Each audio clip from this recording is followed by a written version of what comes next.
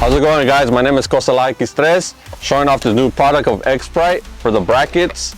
These are whip brackets, CNC aluminum built, ready for some whips, so you could adjust them. So whenever you're gonna go into a garage, you don't have to take off your whips. You just adjust a bracket, it goes on your cage, and your whip won't break. Now I will show you guys how this product works to adjust the whip downward position. All right, guys, so we already installed the bracket with the Xprite whip on it. I'm gonna demonstrate how to use it. It's really sturdy, so you're gonna have to put some force into it. You can rotate it 360 degrees. Whenever you gotta enter in a garage, you could just lay it flat without taking the whip off.